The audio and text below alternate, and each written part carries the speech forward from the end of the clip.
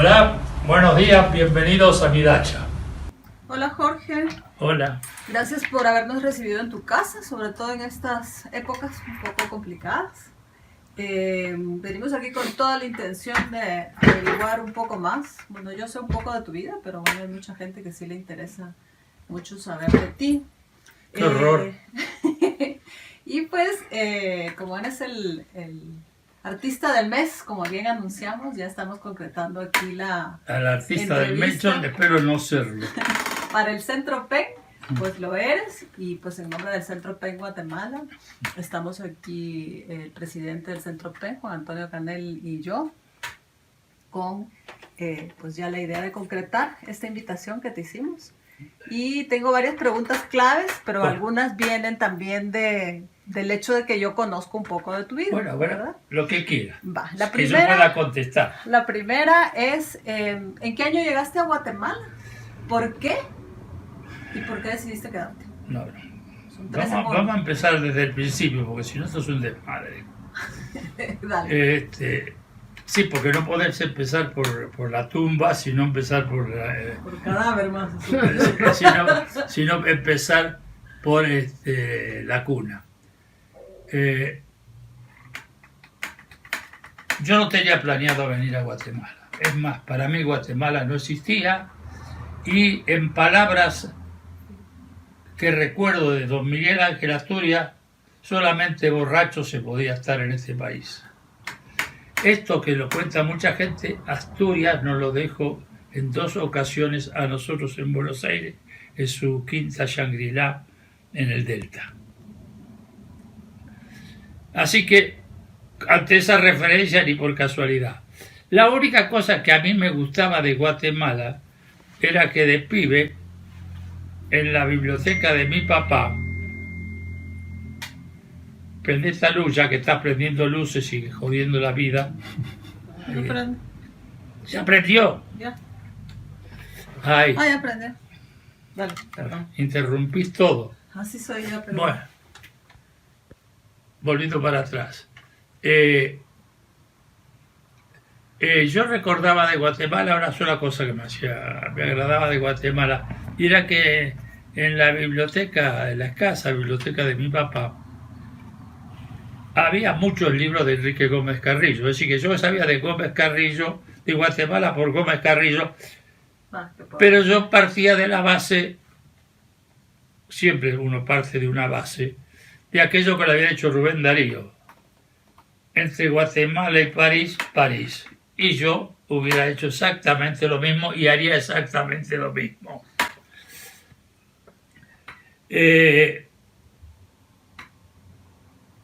Por tanto, yo no quise venir a Guatemala, no estaba en mi vida y en mi proyecto vivir en Guatemala. A los 16 años, a los 15 años exactamente, mi familia tenía la idea de que yo siguiera ciencias económicas. Y yo decidí, ya con 15 años, decir que no iba a hacer ciencias económicas. ¿Y qué querés estudiar?, me dijo mi hermano Héctor.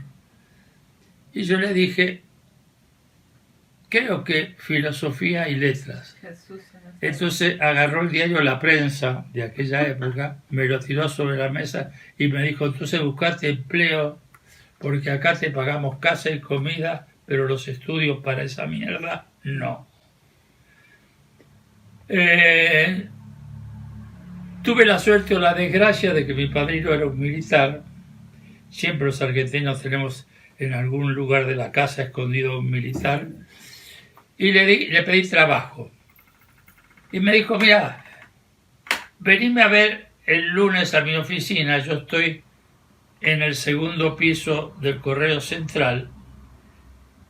Y el ministro, que era Oscar Nicolini, amigo personal de Eva Perón, es amigo y le voy a pedir algo. Así que vení y el martes llegué al correo, subí a su oficina, y cuando salí a la calle, Sarmiento 151, me habían dado el puesto de aprendiz postal. ¿Qué era aprendiz postal? Porque Y yo dije que distribuir cartas y qué sé yo. No, entonces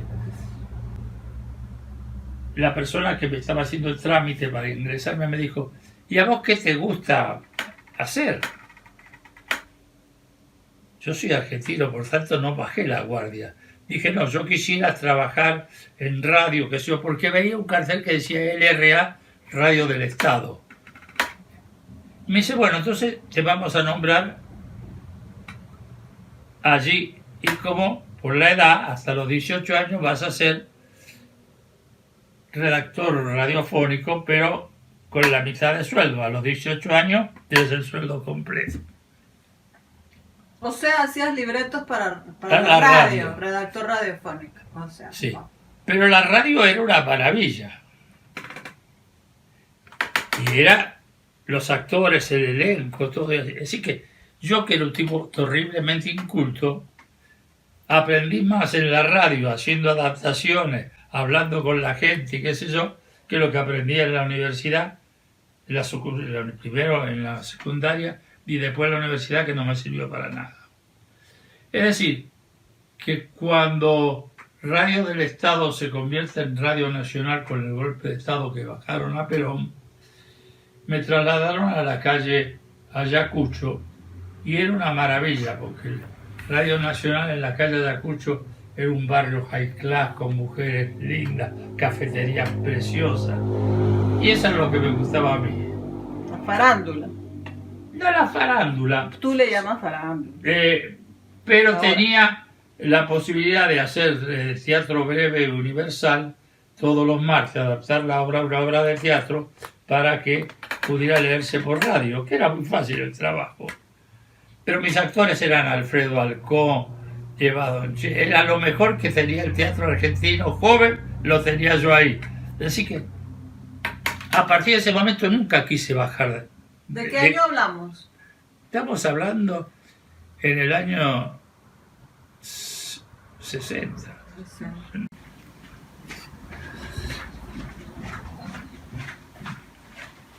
Bueno, en Radio del Estado me fui haciendo, digamos, si no de un nombre, sí conociéndome con gente que estaba en el métier. Y entonces descubrí que si yo iba a utilizar el título con el cual me iba a graduar en la universidad, me iba a morir de hambre como profesor. Y decidí irme con mis nuevos amigos, que era gente de la publicidad, por dos razones. Primero, porque se ganaba mucho más dinero que en la educación, como sigue ocurriendo en todo el mundo.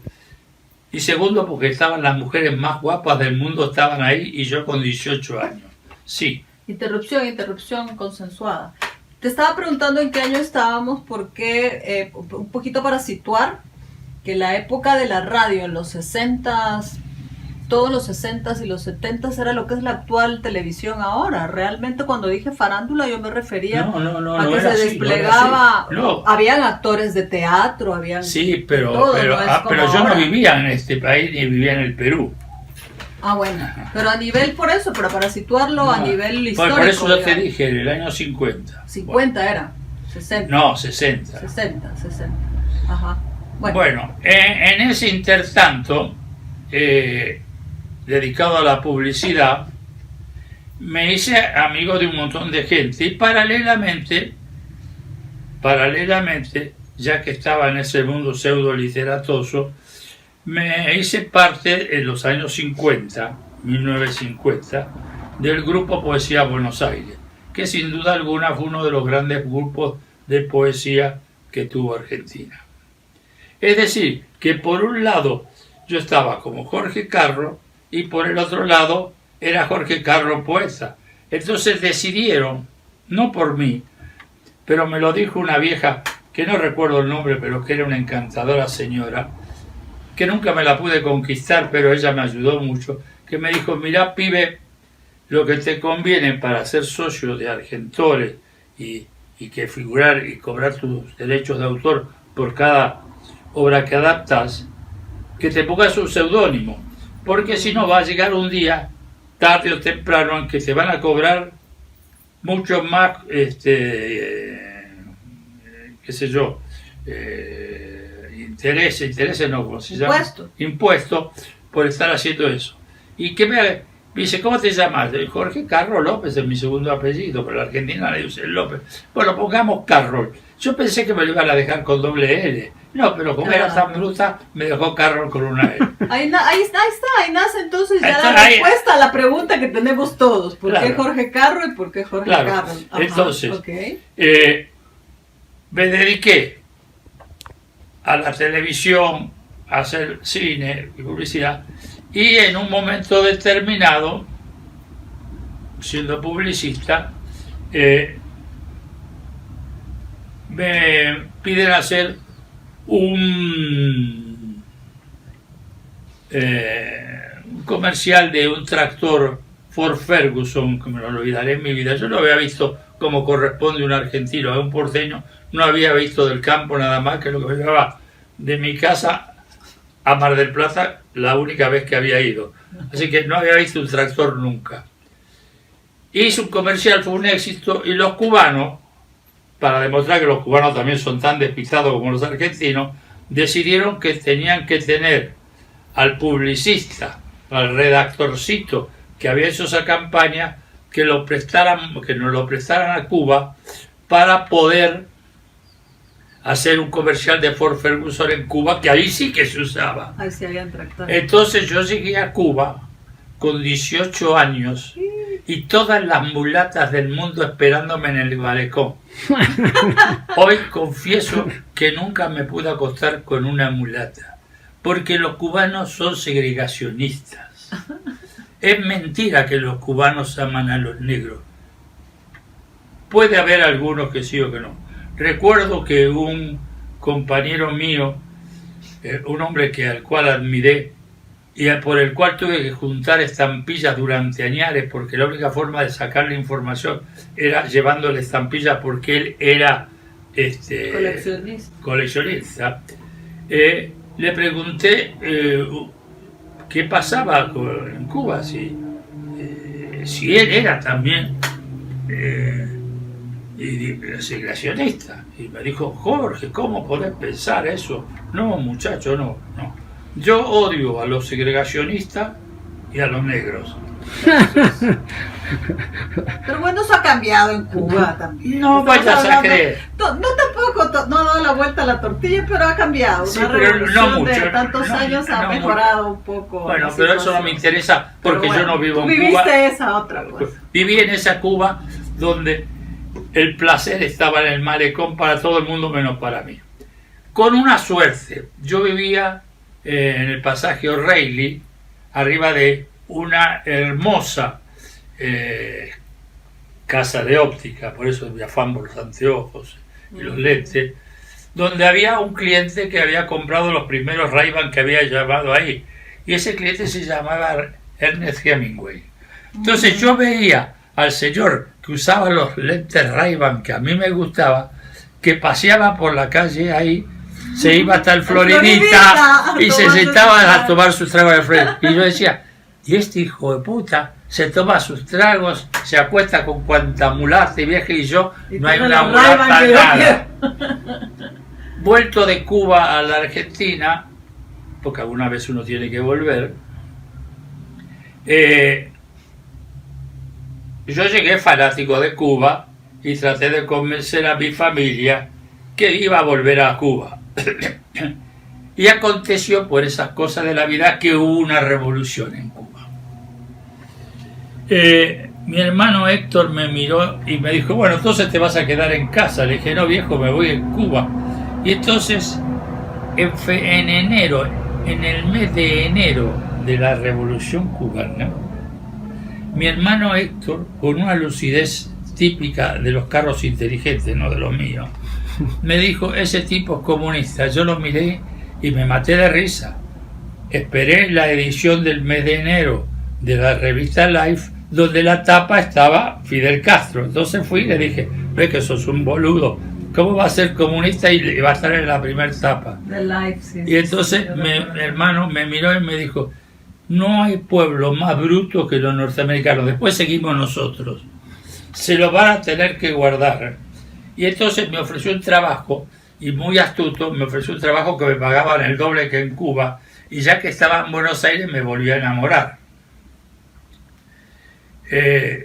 Tuve la suerte de conocer una chica con la cual viví un apasionado romance, con la cual me casé, y a los 45 días tuve la desgracia de quedar viudo. Por tanto, la publicidad era una forma de vivir económicamente bien, y por otro lado la literatura o la poesía me permitía escribir algunos artículos en diarios y revistas. O sea que desde el principio estuvo relacionado y conjugado, desde que lo escogiste, ¿no? Letras y filosofía, la publicidad, todo. Claro, porque con una me gustaba para vivir y con la otra me gustaba para comer. Ahora bien, me mandaron a Chile por esas cosas de la vida para hacer un trabajo a Chile. ¿Publicidad también? Sí, por supuesto. Okay. Y entonces volví a la Argentina y en la calle Lavalle me encontré con una amiga que al poco tiempo fue la madre de mis hijos mayores, de Ramiro y de Leopoldo. Ella era pseudo judía, pseudo suiza, pseudo argentina, y era una pedagoga estupenda. Entonces me enseñó 1000 cosas. La primera era que se podía ser feliz viajando como hacía ella, 45 kilómetros diarios todos los días, para ser la directora de una escuela rural en el pleno campo en Necochea. Por tanto, cuando vino la primera persecuta contra la izquierda, me tocaba el turno a mí, porque en ese momento yo era periodista, era el crítico de cine y teatro del diario La Hora. La Hora era el diario del Partido Comunista. Y en la redacción de ese diario, por esas cosas de la suerte de la vida de uno, trabajé con Juancito Gelma, con Osvaldo Dragún, con un montón de gente que no viene cuento acá. Pero realmente era lo mejor de la literatura joven de izquierda de la Argentina. Por supuesto, yo vivía con uno de ellos y con su esposa Coleta, el traductor, la persona de la que estoy hablando, fue representante de un señor que se llamaba Aquino y se lo llevó a Italia y lo hizo rico Aquino. Así que esos eran mis amiguitos. Finalmente, ante la persecución, me fui a vivir a Necochea. Ahí nacieron mis hijos mayores y en un momento determinado me dijeron: ya, la persecución quedó en el olvido, o me engañaron, y volví a Buenos Aires para seguir trabajando como publicista.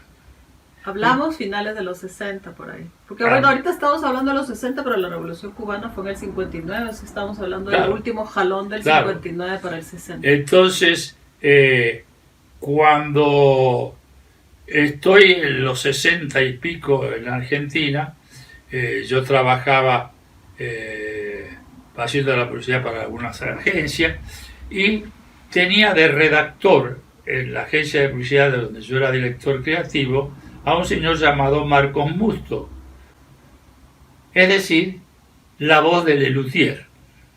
Por tanto, yo iba con Marquitos hasta el Instituto de Tela y con Julio Ginán, mi gran amigo, otro gran escritor argentino y publicista, y vivíamos esa maravilla de estar en el Ditela, de estar en la joda, de estar esto, y de paso estar casado, todo al mismo tiempo. ¿Eras bohemio? ¿Fuiste bohemio? ¿Qué se llama ¿Qué le llaman bohemio para el público? Yo era simplemente un tipo que me levantaba a las 6 de la mañana para desayunar, llevar los coles al cole a los pibes. A uno, a otro lo llevaba Sonia, mi ex mujer, y hasta que tuve esa cosa que se llama hepatitis. Al tener la hepatitis me quedé en cama y descubrí que no había nada más lindo que quedarse en cama y leer. Cosa que sigo haciendo con placer desde entonces. Sí. Sin embargo, en un momento determinado, una amiga mía, amiga de mi amigo Nicolás Espiro, me la encontré en la calle Florida y me dijo: Jorge, mirá, me dijo mi marido, no su marido anterior que había sido Ariel Ramírez, desde la Alfonsina del Mar, sino un tipo que era un capo de la policía, que estás en una lista y que te van a ir a buscar en cualquier momento a tu casa. O sea, que no era tal, que ya se había pasado la persecución. No, nunca se pasa, ahí se queda el expediente. Entonces fui a casa, lo llamé a mi hermano, hablamos con mi hermano y yo llamé a un amigo que trabajaba, a Manuel Antín, que trabajaba en Walter Thompson, y me dijo: en Chile necesita a un supervisor creativo como vos. Me fui a Chile, al tiempo me fui en tren y en economy, en asiento de madera, para que la policía fantástica argentina de aduana ni se diera por enterada. Por supuesto, la policía argentina no se enteró ni que me salía, ni que me fui de la Argentina, ni de nada. Llegué a Chile, trabajé en una agencia de publicidad, fui muy feliz y bueno, por esa cosa el tiempo pasado terminé separándome finalmente cuando yo tuve que hacer la publicidad contra mi voluntad, pero era la que nos pagaba, contra Salvador Allende. Yo sabía que Salvador Allende iba a ganar las elecciones, yo hubiera votado por él si hubiera sido chileno, pero ganó Allende y nosotros nos quedamos sin trabajo, sin pega, por una simple razón, porque Allende es el único político que yo recuerdo que tenía un programa que cumplió a la cabalidad y nacionalizó todas las empresas de publicidad que trabajaban con nosotros. Por tanto, me quedé sin trabajo. Al quedarme sin trabajo, yo conseguí un traslado y ir a Buenos Aires. Pero en ese momento yo ya había conocido a Miriam Jagna, que fue mi tercera esposa, ¿no? La madre de mis hijos menores, y que son chilenos, y obviamente yo no podía aceptar volver a la Argentina, primero por razones políticas, y segundo porque no quería enfrentar a mis hijos mayores con mis hijos menores. Era culpable de algo que se llama, qué sé yo, hepatitis, no sé.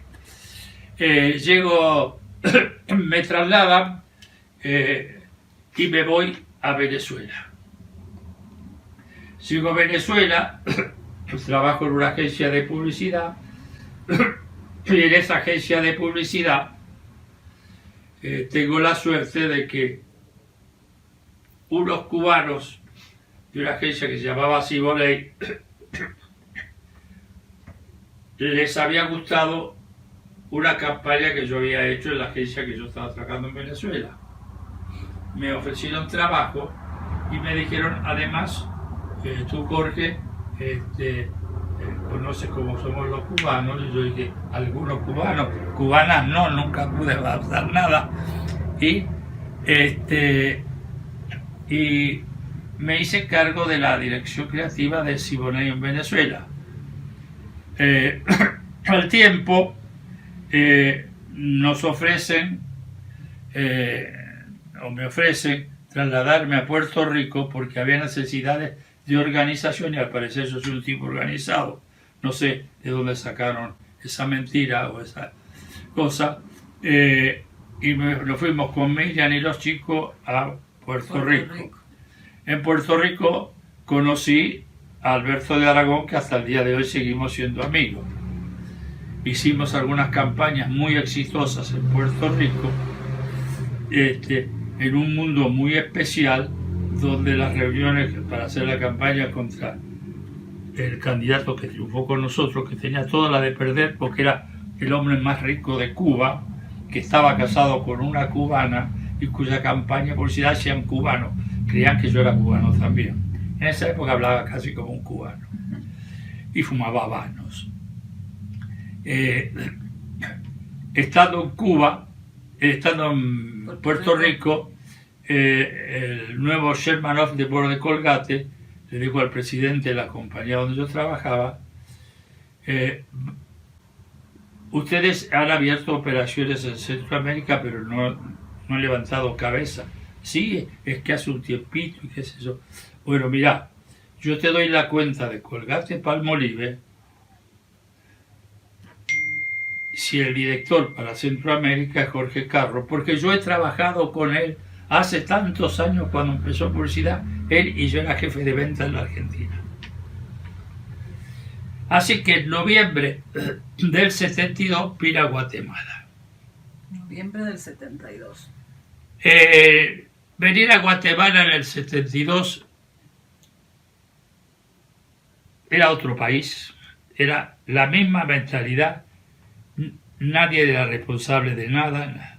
La ventaja que teníamos era que yo tenía el apoyo de un cubano que había sido un conductor de televisión muy importante en Cuba y que nos conocíamos de Cuba, y rodeado de todos los cubanos. Al tiempo yo tuve la suerte que llegara Alberto de Aragón para abrir su agencia de estudios de mercado, y efectivamente con Miriam, que me ayudó, abrimos Ciboley y ganamos un montón de premios internacionales, algunos de por ahí deben estar las medallas. Ganamos varios premios internacionales y éramos la agencia de publicidad más importante de Centroamérica. Después, cuando se pasa por el baño de huéspedes, van a encontrarse que hay un diploma que los publicistas me recuerdan que después de 50 años de publicidad, algo intenté hacer en este país. No sé si lo hice bien o lo hice mal, pero algo hice. De aquí me volvieron a Venezuela. De Venezuela tenía que ayudar a abrir Ecuador y Brasil. Me volvieron a trasladar en Puerto Rico. Ya en Puerto Rico, en el año 79, decidí que yo no quería trabajar más en esa agencia porque uno de los socios de esa agencia metía la mano en la lata, lo que demuestra que no solo los argentinos y los chapines meten la mano en la lata, los cubanos son especialistas. Y ese metía en su propia lata, es decir, era socio de la empresa, fundador de la empresa y estafaba a su empresa. Yo le dije al presidente de la compañía que yo no quería eso, o yo me iba, y me dijo andate. Yo me fui de Cuba en el año 79 y perdí el matrimonio con Miriam. Ay, fue ese año. Entonces me iba a España, pero tuve la suerte de que otro amigo mío, Barceló, que estaba en Buenos Aires, me dijo, venite que Julio te espera con los brazos abiertos. Volví a Buenos Aires y fui vicepresidente de Cicero Tedbait con Julio Ginás. Así que era feliz en Buenos Aires y bla, bla, bla, bla. ¿Cuánto tiempo estuviste esa vez? Esta vez estuve un año porque no soportaba que cada vez que iba a la esquina venía la policía, me pedía la cédula de identidad y ellos miraban y sabían que yo había sido, y entonces me miraban como diciendo, ah, volviste, hijo de puta, algo así. No me lo decían, pero yo entendía y ellos sabían que me lo estaban diciendo. Entonces, no me gustó la situación y me pidieron que volviera a Chile, unos amigos de Chile. Volví a Chile y cuando volví a Chile, en el 78, no, 79, por ahí, No, en el Ya 80. casi los 80, porque en sí, el 79 sí, te separaste. sí, sí. Miriam. En el 80, fin del 80, volví a Chile y la pasé fantástico porque iba a la playa, comía rico y me empaté con una alemana que me acompañó algún tiempo en esa época. Y yo era feliz en Chile, pero era feliz fundamentalmente porque el cónsul argentino, cuando yo llegué a Chile, me dijo: mirá, hacernos caso, no te mudes lejos de donde está la embajada, porque si vivís en esta zona cerca de donde vos trabajás, que está la embajada y todo esto, todas las noches podemos salir y hacer reuniones. Y yo le dije: pero si hay una cosa de toque a toque, no, es un toque vehicular, no se puede salir en vehículo a la calle. Y los chilenos solo le decían: hay toque de queda. Entonces los argentinos que vivíamos en esa zona salíamos caminando con un pañuelo blanco así y los carabineros nos miraban con una cara de asco. Decían: esos argentinos, hijo de puta, hacen un asado un lunes, un martes, y sábado y domingo a la cama. Después ocurrió lo que tenía que pasar. Los Chicago Boys fracasaron por una simple situación. Yo trabajaba en una agencia que su holding quedaba en Londres. Yo viajaba cada 3 meses a Londres y por esa cosa que se llamó la Guerra de las Malvinas, yo tenía que irme de Chile a Lima, de Lima a San Pablo, de San Pablo a Río y de Río a Londres. Y cuando llegaba a Londres, los policías británicos, que son, a pesar de lo que dice la gente, tienen un sentido del humor terrible. Yo recuerdo que me tocó, y lo cuento en otro libro, que me tocó un policía británico que había estado en Gibraltar.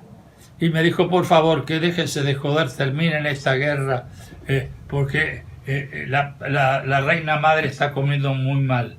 Porque la reina madre inglesa comía roast beef argentino y la carne argentina se exporta refrigerada, no congelada. Por tanto, es mucho más rica, aparte de ser más rica. Aparte de ser rica, ya. Ya aparte de ser rica, es mucho más rica.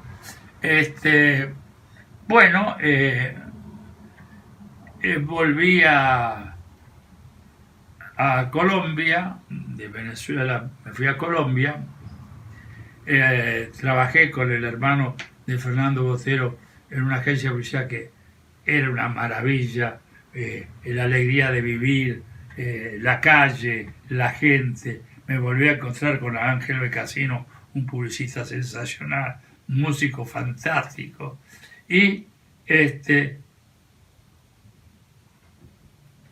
en un momento determinado tuve la suerte o la desgracia, no sé bien eso, algunas madres dirán que soy un padre muy malo, por pedido especial de mi hijo y de mi ex mujer, de Sonia, y de mi hermana Lola, me traje a vivir a Venezuela a Leopoldito. Obviamente Leopoldo tiene el mismo carácter de mierda que yo y por supuesto no hizo nada de las cosas que prometió. Lo inscribí en la Universidad de los Andes para que estudiara música, no le gustó y yo perdí el piso que puse ahí. Se dedicó a hacer música. Cuando nadie hablaba de DJ, él estaba en esa cosa, en una discoteca cuyo dueño tenía una pequeña hacienda llamado Nápoles. Imagínate. Pero es un buen músico, independientemente de que no haya hecho las cosas como los padres quieren. Pues, claro, todo lo que más nos jode a los padres o a los hijos son los hijos o los padres que se parecen a nosotros. Bueno, la cuestión es que tener un hijo que viene en la madrugada o a la mañana de la discoteca del dueño del país, el narcotraficante más increíble, que era un tipo sumamente simpático. Quiero decirles que cuando yo tenía que hacer comerciales para Postobón, para una agua de esa Mineral. no, con sabores, Ah, ya. le pedíamos la quinta prestada y él nos prestaba la quinta con elefantes, rinocerontes y todo. Sí, usala, haz lo que quiera y nos daba casa y comida, todo gratis. Era el mejor proveedor de agencia de publicidad que he conocido en mi vida. Mira, Sí, otra interrupción. Hasta el momento, con todo lo que nos has contado, nos damos cuenta de algo muy evidente. La publicidad y, por supuesto, por tu creatividad y tu talento, fueron tu modus vivendi. O sea, el que te permitió o la que te permitió viajar por el mundo y, bueno, un trabajo te iba encadenando con el otro, lo que es y al mismo tiempo Ajá. aprovechaba mis contactos como publicista con los medios de comunicación para que de vez en cuando alguno se recordara de que yo escribía y publicaba. Y es ahí donde aparecía Jorge Carroll. Claro. Pero es una constante, pues es lo Claro, que te ha permitido pero moverte. cuando empiezan a aparecer los libros de poesía con muchos años de antelación antes, yo, por el problema de los derechos de autor, le puse Carroll. Entonces, todos los libros míos son Carroll. Son caros. Y todo lo que es publicidad, hasta que en un momento determinado, a fines de los años 90, o a mediados de los años 90 del pasado siglo, decidí mandar a la mierda la publicidad y no hacer nada de la publicidad y dedicarme un poquito más a las letras y como tenía 2 o 3 seminarios en la Landívar, la Universidad de Landívar, pues tuve algún conocimiento ahí. Editamos la revista Marca, que fue un éxito, pero que quebró por las mismas razones que acaba de quebrar. Todas las revistas quiebran. Y los diarios también, porque... Sí, antes eran solo las revistas. No, los diarios siempre quebraron, porque en Guatemala existe la mala costumbre de que los chapines no se suscriben a nada, quieren que le manden el diario gratis a su casa. Y el culpable de eso es un señor que es el actual director del ex diario, el periódico, que ya había metido la pata cuando fue director de Siglo XXI. Recapitulando, tú viniste una primera vez en el 79 a Guatemala. Después, Exactamente, me radiqué en Guatemala el 2 de enero del 70. Del 70 fue, 70. Y de ahí fue que viajaste a otros lugares y te moviste, pero ya estabas... En el 75, 76, 77 mejor dicho, viajé a Venezuela, de Venezuela O sea, te movías a Puerto Rico, de Puerto Rico a Buenos Aires, de Buenos Aires a Chile, de Chile a Colombia, de Colombia a Panamá, y de Panamá tuve la suerte de que hubo una pequeña cosa que fue la invasión norteamericana. O sea que los norteamericanos tienen ese buen gusto de hacer una invasión justo donde uno vive. Ya te había tocado la Revolución Cubana hace poquito. Así que, por tanto, me iba con la posibilidad de volver a trabajar a Barcelona. Y llegando al aeropuerto de Semana Santa, al aeropuerto de Guatemala, me encontré con Florentino Fernández y quedamos que después de Semana Santa, el lunes o el martes nos encontrábamos. Y después de que la reunión que tuve con él, a la media hora era su hombre de marketing y qué sé yo, su vicepresidente de creativo y qué sé yo. Estuve 6 meses con él. Cuando me iba, Rodolfo Gutiérrez Machado, que también era un tipo muy querido por mí, muy querido, me dijo, si le diste 6 meses a él, dame 6 meses a mí. Le di 6 meses a él. Después terminé los 6 meses y dije, bueno, tengo 1 o 2 cuentas y una campaña electoral que sabía que me iba a dar visto para vivir por lo menos cómodo. Yo en esa época vivía en la Antigua, así que todos los días viajaba a la Antigua. Yo vivía en la Antigua y viajaba a la Antigua todos los días. Cerrada mi actividad, como dije, como publicista, y cerrada me hice catedrático universitario, no sé si para bien o para mal, y en un momento determinado, como yo seguía teniendo mis columnas de crónicas de libros en algunos periódicos y revistas, las autoridades es decir, el rector de la Landívar en esa época me pidió que hiciera un informe de cómo yo veía la biblioteca de la Landívar. Ahí está. Pero espérate. Sí. Espérate, un alto ahí. Entonces, quiere decir básicamente que tienes 50 años de estar en Guatemala. No, 50 no. Si fue del 70 que me dijiste, estamos Sí, en el pero yo 2020. salí de Bueno, Bolivia. pero yendo y regresando, Sí, ya conocías esto, ya Sí. te vinieron, Sí, invitaron a trabajar, Sí, estuviste aquí. sí.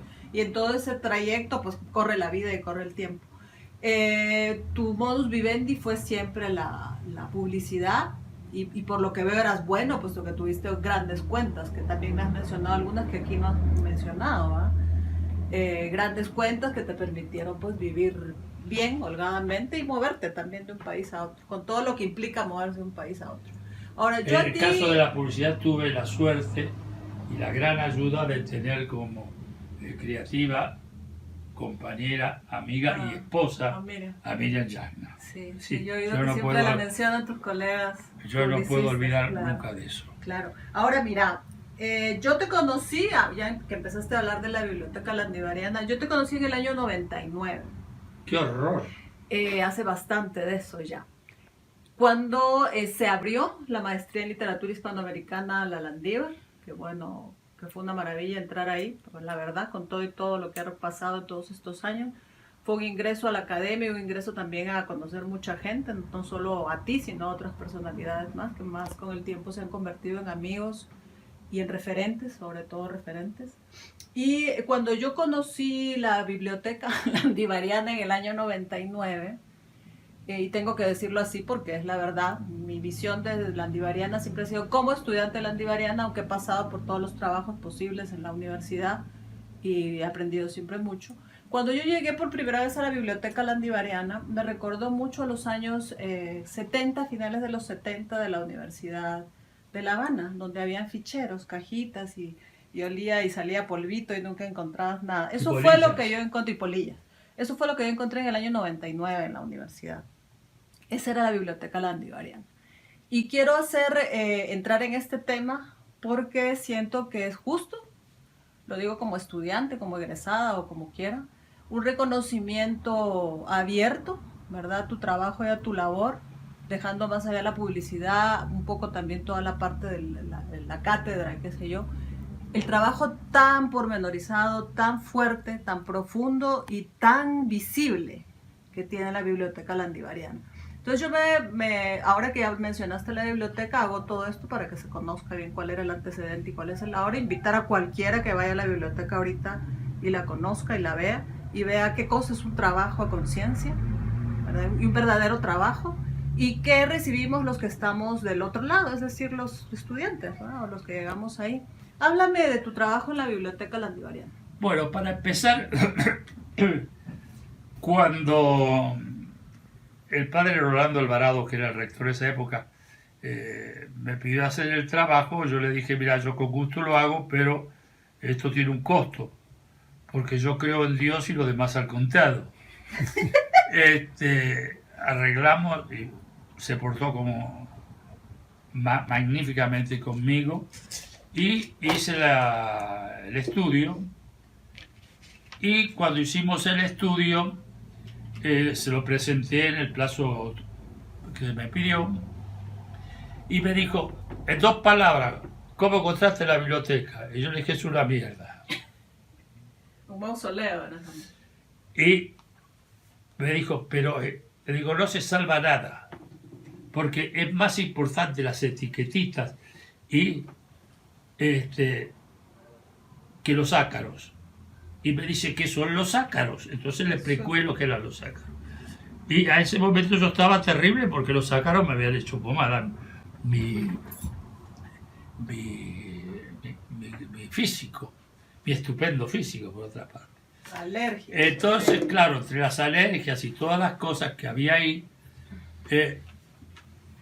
pensé en la suerte que había tenido en algún momento en mi vida, cuando estudiaba en la Universidad de Buenos Aires, que la biblioteca de la Universidad de Buenos Aires, de la Facultad de Filosofía, tenía esos mismos archivos que vos hablabas de madera, y las mismas empleadas bigotudas que miraban eso, sí, donde uno le daba un papelito con el número del libro, tardaban 1 hora para decirte, bueno, en Está la Argentina prestado, no, sí. sí, allá estaba prestado, pero en la que era, fíjese que, y el libro no No aparecía. parecía.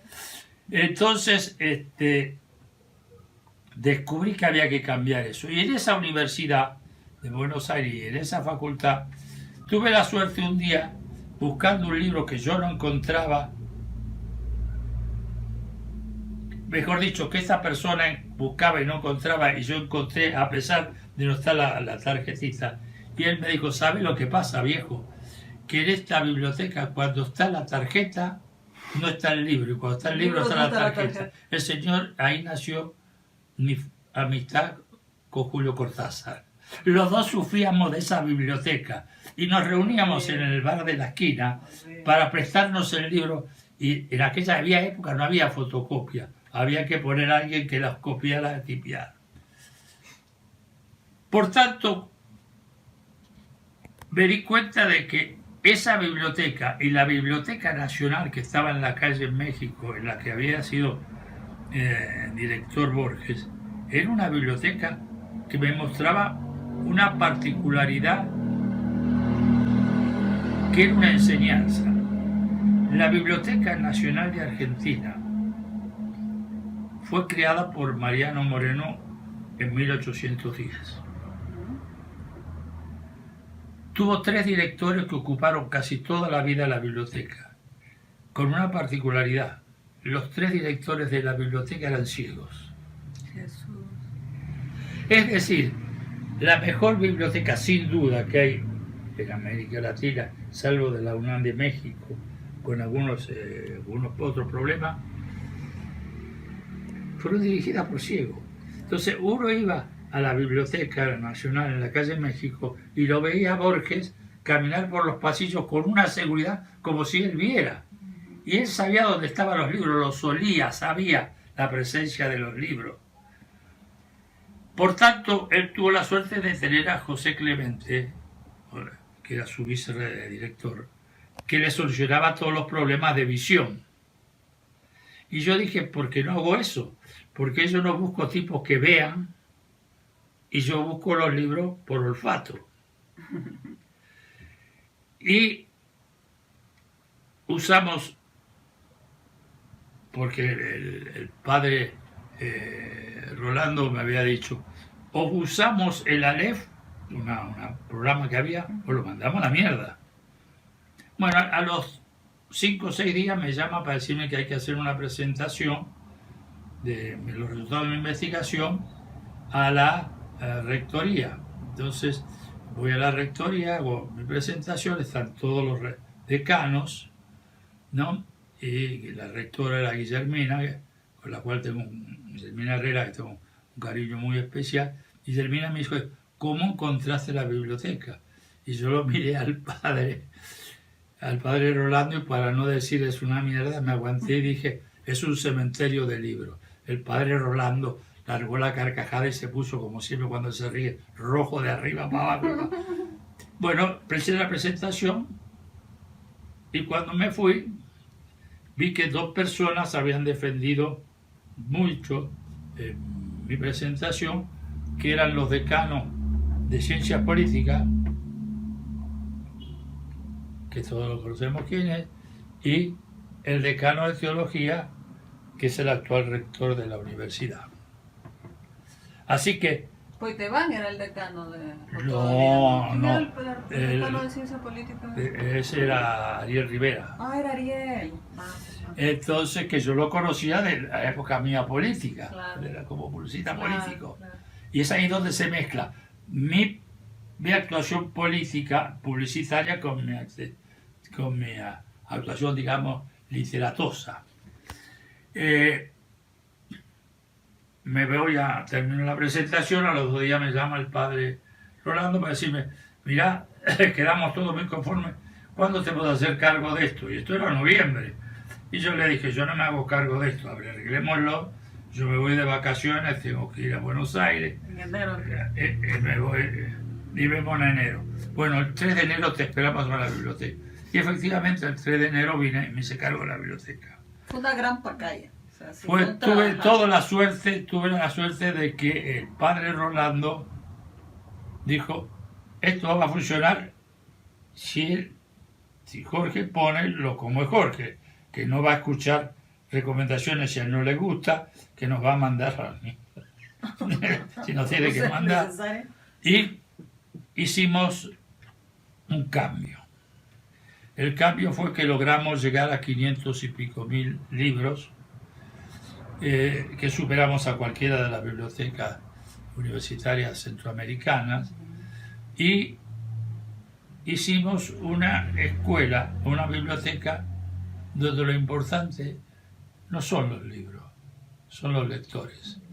Y eso es lo que no entendía y lo que no entienden muchos bibliotecarios. Todavía. Siguen todavía preocupados por la etiquetita, el libro que esté en su anaquel y qué sé yo, y se olvida que ese libro puede estar en el mejor anaquel, puede estar lo mejor clasificado, pero si no tiene lectores no sirve para un carajo. Pero ya estamos hablando también de otro nivel. Ahorita la biblioteca landivariana está totalmente tecnificada, hay libros en línea, no sé qué cantidad, tú tienes ese dato, de libros ya están digitalizados, se pueden consultar pues en línea. Digamos que fueron como 100 años de recorrido en ¿cuánto tiempo? ¿Cuánto tiempo estuviste como encargado de la biblioteca? En realidad fueron como 11 años. Es decir, en agosto del año pasado, yo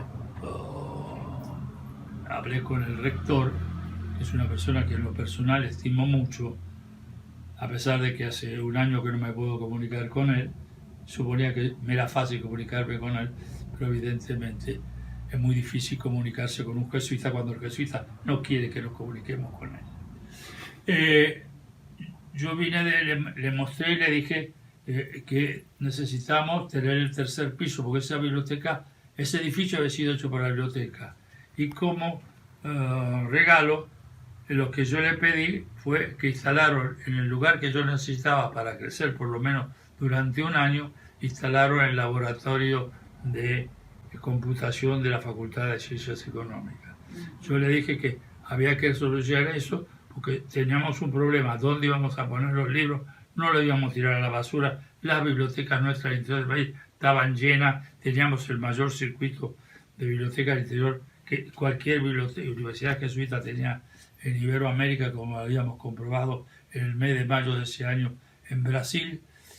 Y le dije, si no tengo ninguna respuesta, pues me voy a la mierda. Y no tuve ninguna respuesta y renuncié. Extraño, obviamente, eso.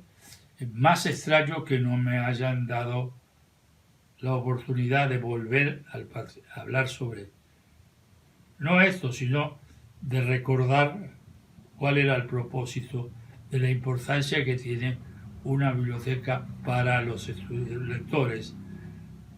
Y bueno, no se hizo caso. También había otra cosa que quería resaltar para que no se olvide. No solo eso, tú también conseguiste donaciones de colecciones. Hay colecciones que no existían antes, de bibliotecas particulares. Bueno, pero eso es lo normal, Gente. Sí, pero mira, no me quiero adjudicar cosas que no ven al caso. Es decir, Cabrera se dio su familia, la magnífica biblioteca de él, a pesar de que toda la vida nos peleamos. Pero los dos teníamos la misma pasión por los libros. Es decir, que la familia lo sabía y me dejó la biblioteca. Es decir, el padre Galo se dio su biblioteca a la biblioteca en vida. No, también. Sí, fue por mí. Hemeroteca. Sí, fue. Bueno, yo cedí casi 6.000 libros de mi hemeroteca. O ahora cuando quiero ver un libro estoy jodido. No puedo entrar ni a la biblioteca, ni puedo entrar a la Landívar, ni puedo consultar mis libros que están allá. A eso también hay que agregar los auditorios, ¿verdad? Hay 2 auditorios que... Bueno, hicimos auditores, hicimos un montón de cosas, fin. Pero eso no viene al caso. Lo importante es que ustedes me preguntaron por qué Jarro y por qué Carro. Bueno, el resultado es que si hubieran leído mi libro Los pájaros perdidos, Ya lo sabríamos. ya lo sabrían.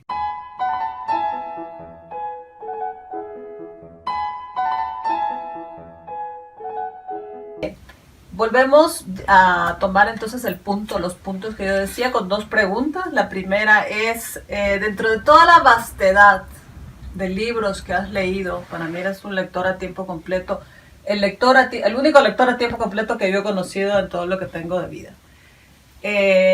Tomando en cuenta toda la vastedad de libros que has leído, con los que te has deleitado, los que no has terminado, en fin, los que sí, dame 3 títulos de tus libros referentes, porque te gusten, porque te tocaron algo, porque te inspiraron, en fin. Y la otra pregunta, que también va en la misma línea, de tus libros, ¿cuál es el preferido? Bueno, vamos a empezar. No podría decirte, es muy difícil, porque si sería muy injusto. Es decir, si me quiero hacer el culto, voy a decir Ulises de Joyce. No, y el libro me llega. Ayer a la noche tuve la suerte que, estando en la cama viendo la televisión, hicieron un reportaje de comidas y qué sé yo, y mostraron el bar donde él iba a tomar sus tragos, y recuerdo que cuando me gasté un dinero que no tenía, me embarré con ese viaje para ir a conocer ese pinche bar donde él estuvo. Seguro lo valía. Pero lo valía. Entonces es muy difícil decir eso, es muy difícil no hablar de Adán Buenos Aires, de Marechal, es muy difícil hablar de algunos libros de Juan Filloy. Es muy difícil, por ejemplo, no gozar con técnicas de redacción fantásticas, como por ejemplo que la biografía de Manuel Mujica Lainez la haya escrito su perro. Entonces la versión de él, de su vida, es contada por su perro. El trabajo técnico que hay ahí no se estudia en la universidad, porque la universidad se va para no estudiar. Es decir, el día que tengamos la suerte de que cierren las universidades y volvamos a la calle a gozar, como hacían los griegos, del placer de caminar y leyendo en los parques y la cosa, pero no, se encierran en un lugar, ahora preocupado que tenés que estar a una distancia de 1,5 metros, 2 metros, y no sé, no es un placer. Es difícil para mí nombrarte.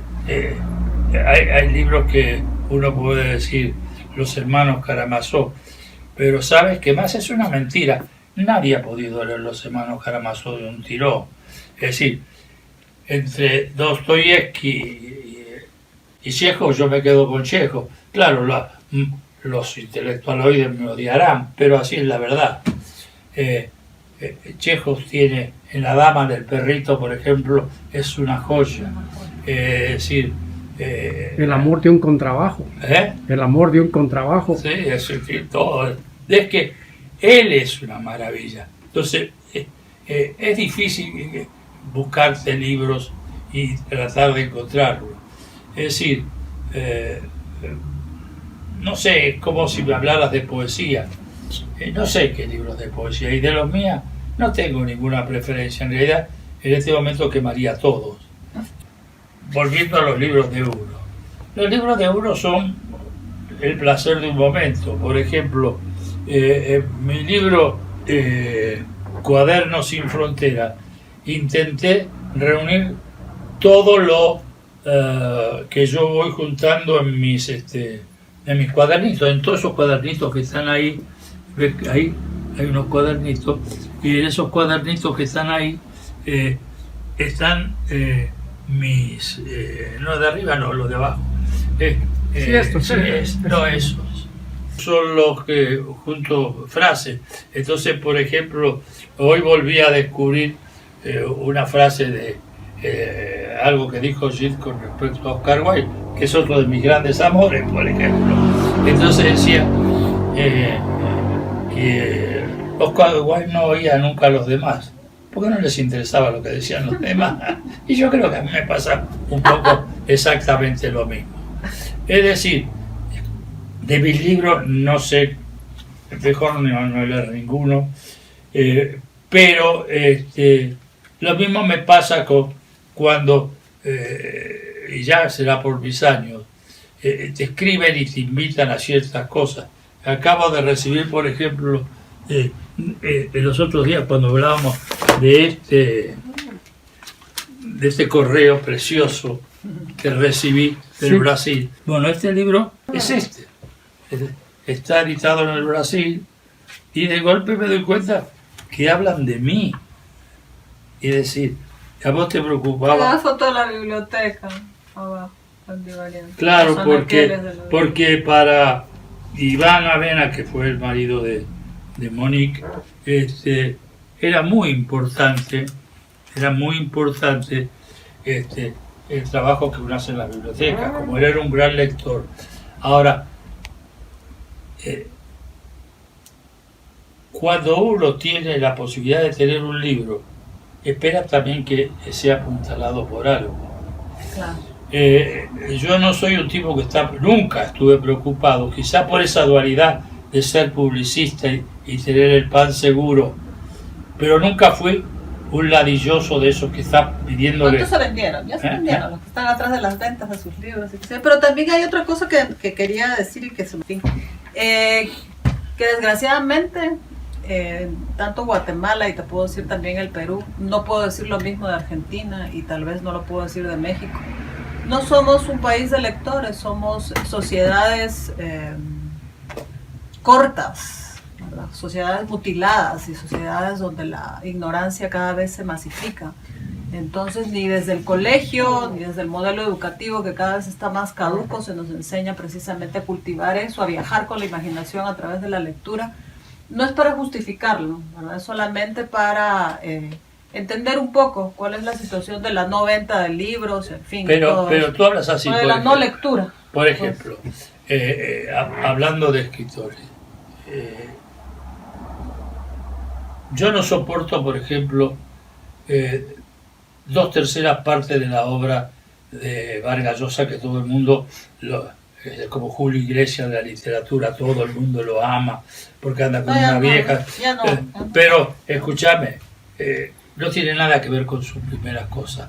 Es decir, algo de podrido tiene que tener algo en un ser humano cuando se casa con su tía, se divorcia de su tía y se acuesta con su prima y tiene hijos. Es decir, eso es una mierda de persona. Y sin embargo todos le dan en el culo. Esa es la palabra. No es tanto, no te creas. Es decir, entonces hay gente que en cambio se olvidan, por ejemplo, y lamentablemente se olvidan de César Moro, se olvidan de César Vallejo, y entonces que uno llega a París y se encuentre que en París se lee más a César Vallejo que en Perú, te dan tristeza. Es decir, tuve la suerte, porque eso es suerte que le pasa a uno, un día estando en Galicia, caminando por el pueblo de mi madre, ¿no? Es un pueblo marinero, es una nada, no existe. Es una playa con árboles, una huerta de manzano, la casa de adobe y piedra que la hizo mi madre y mi hermana Lola. Y saliendo a caminar así, de golpe descubro que hay como una especie de carrito. Un carrito en vez de vender helado o de vender fruta. Alquilaba libros. Alquilaba libros. Y entonces, cuando estoy ahí, estaba con un primo mío, me fui obviamente a chusmear qué libros alquilaban.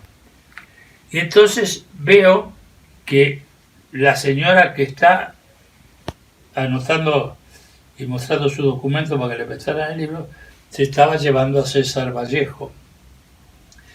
Y entonces le pregunto, ¿le gusta César Vallejo? Dice, leí hace poco un poema de él, y dije, un tipo que escribe este poema, no puede ser que yo no lo conozca. Y la señora debía tener 60, 70 años. Y después había un patojito, un galleguito ahí, que estaba leyendo a Mark Twain. Y entonces le dije, ¿y por qué se está llevándote a Mark Twain? Dice, porque tengo en el cole un maestro que dice que sí o sí hay que leer a Mark Twain si querés ser feliz en la vida. Y por supuesto le pedí el nombre del maestro, lo fui a buscar al cole y no lo encontré.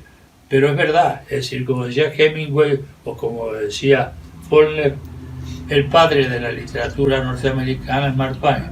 Entonces, si vos me vas a decir qué libro te recomendaría, Mark Twain. Y entonces, sí, vas a poner a Mark Twain al lado de Joyce, ¿y por qué no? Si el placer que me va a dar Joyce, o que me va a dar Beckett, o que me va... Es decir, fíjense qué cosa. En el Instituto de Itela se estrenó la primera vez que yo vi a Godot, Esperando a Godot, de Beckett, en una versión de Jorge Petraglia infinitamente superior a la que después vi en Londres y la que vi en París. Y no lo estoy hablando como argentino, sino porque era impecable la interpretación de Leal Rey y de Petraglia, esos dos mendigos esperando a eso que no sabemos si es Dios o lo que sea. Entonces, uno lee a Beckett o lee a Mark Twain y dice, pero son dos cosas distintas. El placer de la lectura es siempre igual. Vos recién nos recordabas que Hemingway odiaba a Dostoyevsky. Y está bien, hay gente que odia a ¿cómo se llama? A Hemingway. Mi primer viaje a Italia lo hice como corresponde a un tipo. Quería ver en los 4 o 5 días que iba a estar por asuntos de la publicidad, quería ver el Coliseo Romano, quería ver todo 4, la Capilla Sistina, todo 4 días. No sé cómo hice para ver, aunque sea 5 minutos, o ver nada y creer que lo había visto. Y el guía que teníamos para hacer todo eso con la agencia de publicidad que estábamos filmando, un comercial para una línea aérea que hacía el viaje de Sudamérica a Italia, estando así en una calle, pero una calle de Roma, de esas que no pasa nada, me mira y porque vio que yo llevaba un libro, me dice en un español italiano cocoliche, me dice que esa calle se hizo inmortal porque Hemingway escribió en Adiós a las armas que por ahí en la primera escena pasaba el carro del rey de Italia, que era tan chiquito que solo se le veía el sombrero, porque de la ventana no se veía nada. Es decir, el tipo había leído y se dio cuenta de que había algo en la literatura. Y yo recuerdo esa calle y lo recuerdo con todo, lo recuerdo a Hemingway, la Adiós a las armas, la escena del rey de Italia, de España. Bueno, esto es todo. Bien, 2 preguntas importantes que creo que hay que rescatar ahorita para estos momentos. La primera es, ¿qué es la amistad para ti? ¿Te consideras un buen amigo? ¿Has tenido buenos amigos o tienes buenos amigos? Y la segunda es, ¿qué ha significado para ti este tiempo de encierro, de pandemia, de todo este cambio que nunca esperamos vivir y que pues nos tocó? ¿Qué te ha dejado? Ahí está. Bueno, primero a mis 88 años espero llegar en febrero próximo. No llego a tener 5 amigos, no creo. Los que se dicen amigos míos no tienen la más pinche idea de cómo funciono yo. Para mí la amistad es una cosa seria. No es ir a comer, es hablar, llamarse por teléfono, decir que todo me gusta y qué sé yo. Yo creo... Es discutir también. Mira, Y no estar de acuerdo. Mira, yo tengo, por ejemplo, lo digo No así, pelear sin matarse. en primera persona, un par de personas a las cuales me unen muchas cosas. Me une, por ejemplo, a mi hijo Ramiro, el hecho de que soy su papá, que él es mi hijo y que ambos somos de alguna manera amigos y no coincidimos ni en política ni en nada. Pero somos, aparte de papá e hijo amigos, en otro sentido. Es distinto, por ejemplo, a aquellos que creen que son amigos míos porque hemos trabajado juntos o porque nos conocimos en tal o cual lado.